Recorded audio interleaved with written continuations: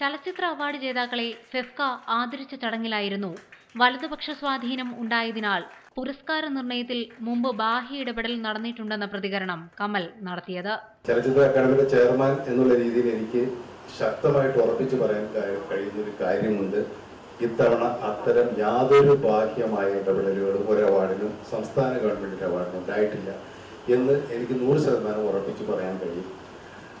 അത് ഒരുപക്ഷെ ഇതിനു മുമ്പ് എങ്ങനെയാണെന്ന് എനിക്കറിയില്ല, കാരണം അത് അറിയാത്ത കാര്യങ്ങൾ ഞാൻ പറയുന്നത് ശരിയല്ല. പക്ഷെ എങ്കിലും കഴിഞ്ഞ കാലങ്ങളിലൊക്കെ ഉണ്ടായിട്ടുള്ള വിവാദങ്ങളും അതല്ലെങ്കിൽ അത്തരം കേട്ടുകേൾവികളൊക്കെ വെച്ച് നോക്കുമ്പോൾ നമുക്കറിയാം ഒരുപാട് ഇടപെടലുകൾ പല മേഖലകളിൽ നിന്നും ഉണ്ടായിട്ടുണ്ട് എന്നുള്ളത് സത്യം തന്നെയാണ് എന്ന് അതിനകത്ത് പ്രവർത്തിക്കുന്ന ഒരാളെന്നുള്ള രീതിയിൽ എനിക്കറിയാം. ഫെഫ്കയിലെ ഡയറക്ടേഴ്സ് യൂണിയനും റൈറ്റേഴ്സ് യൂണിയനും ചേർന്നാണ് ഈ വർഷത്തെ ദേശീയ സംസ്ഥാന ചലച്ചിത്ര പുരസ്കാരങ്ങൾ നേടിയവരെ ആദരിച്ചത്.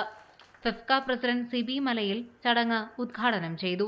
സാധാരണ എല്ലാ വർഷങ്ങളിലും അവാർഡുകൾ പ്രഖ്യാപിക്കുമ്പോൾ അതിനെക്കുറിച്ചുള്ള വിമർശനങ്ങളും അഭിപ്രായ വ്യത്യാസങ്ങളും തർക്കങ്ങളും ഒക്കെ സാധാരണമായ സംഭവമാണ്. പക്ഷേ ഈ വർഷം മാത്രമാണ് പക്ഷേ അത് നവവാദമായിട്ട്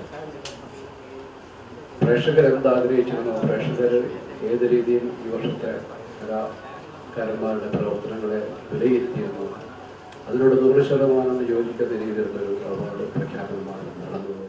ചടങ്ങിൽ മങ്കൊമ്പ് ഗോപാലകൃഷ്ണനും ആദരവേകി. ഫാസിൽ, SN സ്വാമി തുടങ്ങിയവർ ചടങ്ങിൽ പങ്കെടുത്തു. റിപ്പോർട്ടർ, കൊച്ചി.